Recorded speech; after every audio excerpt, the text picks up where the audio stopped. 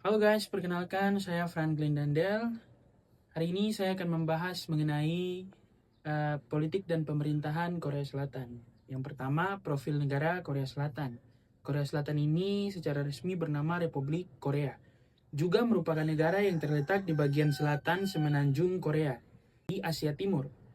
Secara demografi, luas wilayah Korea Selatan sekitar 100.000 km persegi. Ini menjadikannya negara dengan kepadatan penduduk dan tingkat urbanisasi yang relatif sangat tinggi. Wilayahnya ini berbatasan dengan Korea Utara di sebelah utara dan dikelilingi laut di sebelah timur, selatan, dan barat. Korea Selatan ini juga memiliki jumlah penduduk sekitar 51 hingga 52 juta jiwa per awal 2020-an. Dengan kepadatan penduduk yang tinggi di kawasan perkotaan seperti Seoul dan wilayah barat laut negara. Mata uang resminya Korea Selatan adalah won Korea atau KRW yang dikelola oleh Bank of Korea sebagai bank sentral dan berperan sebagai instrumen utama dalam kebijakan moneter dan stabilitas perekonomian. Negara ini termasuk negara maju dan juga anggota OECD dan dikenal sebagai kekuatan ekonomi berbasis industri teknologi tinggi seperti Samsung, Hyundai, dan juga LG. Secara demografi, sebagian besar penduduknya etnis Korea, berbahasa Korea, dengan dominasi agama Buddha dan Kristen, serta ibu kota di Seoul sebagai pusat politik, ekonomi, dan budaya. Yang berikut ada sejarah singkat. Sejarah singkat sebelum abad ke-20, semenanjung Korea berada dalam kerajaan-kerajaan tradisional seperti Goryeo dan Joseon, yang sistem politiknya ini sangat dipengaruhi oleh Konfusianisme. Pada tahun 1910, Korea jatuh ke tangan Jepang dan menjadi koloni hingga 1945, yang melahirkan gerakan nasionalisme dan perlawanan untuk meraih kemerdekaan pada tanggal 15 Agustus 1945. Setelah Perang Dunia Kedua, Korea dibagi menjadi dua zona kekuasaan, utara di bawah Uni Soviet dan selatan di bawah Amerika Serikat, yang kemudian melahirkan Korea Utara dan Korea Selatan pada tahun 1948. Pertikaian ini berujung pada Perang Korea 1950 hingga 1953, yang tidak diakhiri dengan perjanjian damai, hanya gencatan senjata. Lalu di awal kemerdekaan Korea Selatan ini masih berada di bawah pemerintahan yang cenderung otoriter. Mulai dari era Presiden Syngman-rhee, kemudian junta militer Park Chung-hee dan Chun Do-hwan. Namun tekanan dari gerakan masyarakat, mahasiswa, dan buruh pada tahun 1980-an ini mendorong reformasi besar, sehingga puncaknya itu pada Konstitusi 1987 yang menjadi dasar transisi dari rezim otoriter ke demokrasi liberal, dengan presiden dipilih langsung oleh rakyat dan masa jabatan 5 tahun tanpa pemilihan kembali.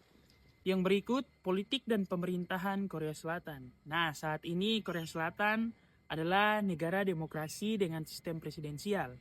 Presidennya ini menjabat selama 5 tahun dan tidak dapat dipilih kembali untuk masa jabatan kedua. Merupakan mekanisme penting untuk mencegah akumulasi kekuasaan. Struktur pemerintahan Korea Selatan dibagi ke dalam 3 lembaga utama, yaitu eksekutif, legislatif, dan juga yudikatif. Landasan utama sistem politik ini adalah Konstitusi 1987 yang memperkuat hak asasi, batasan kekuasaan presiden, dan keterbukaan proses politik.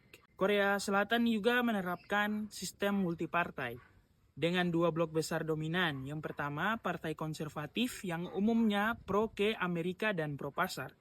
Yang kedua, partai liberal atau progresif yang lebih menekankan keadilan sosial dan keterbukaan terhadap dialog dengan Korea Utara. Selain itu, Korea Selatan mengenal pemerintahan daerah melalui provinsi dan kota metropolitan seperti Seoul, di mana kepala daerah dipilih langsung oleh rakyat. Namun sistem pemerintahan Korea Selatan masih relatif terpusat, sehingga kekuasaan pusat tetap dominan dibandingkan kekuasaan daerah. Yang berikut, budaya. Budaya politik Korea Selatan ini tidak dapat dipisahkan oleh Konfusianisme, nasionalisme, dan modernisasi ekonomi. Nilai-nilai Konfusianisme masih memengaruhi struktur hierarki, penghormatan terhadap atasan, dan pentingnya pendidikan. Etos kerja keras, disiplin, dan kompetisi tinggi menjadi bagian dari budaya yang mendorong pertumbuhan ekonomi, atau biasa disebut miracle, dan pembentukan kelas menengah. Di sisi lain, nasionalisme Korea, terutama dari trauma penjajahan Jepang dan Perang Korea, berperan penting dalam cara masyarakat memandang politik luar negeri dan hubungan dengan Korea Utara.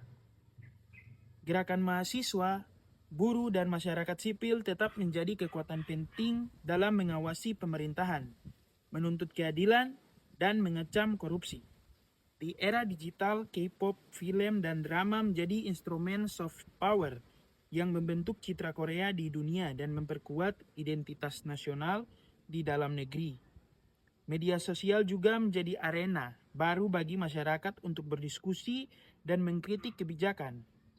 Sehingga budaya politik Korea Selatan adalah gabungan tradisi Konfusianisme, nasionalisme, dan dinamika demokrasi modern. Tuh.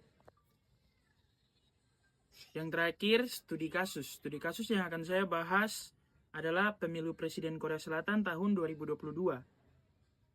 Dapat dijadikan studi kasus politik kontemporer. Kemenangan Yoon Suk Yeol dari Partai Kekuatan Rakyat menandai kemenangan konservatif setelah masa pemerintahan liberal Moon Jae-in dan menunjukkan tingginya polarisasi politik antara blok konservatif dan progresif. Pemilu ini juga menunjukkan peran generasi muda dan media sosial sebagai aktor tekanan politik. Melalui kampanye digital, debat isu sosial, dan reaksi langsung terhadap kebijakan pemerintahan. Di samping itu, era 2020-an diwarnai skandal korupsi dan konflik kekuasaan yang melibatkan elit politik dan sektor swasta. Kasus-kasus ini mengungkapkan pola pertukaran uang, izin usaha, dan pelemahan akuntabilitas lembaga penegak hukum. Namun respon publik yang kuat, baik melalui media sosial maupun gerakan masyarakat sipil, menunjukkan bahwa mekanisme kontrol sosial dan demokratisasi di Korea Selatan terus berkembang, meskipun tetap dihadapkan pada tantangan korupsi, polarisasi, dan ketegangan kebijakan dalam negeri maupun luar negeri. Sekian dari saya, terima kasih.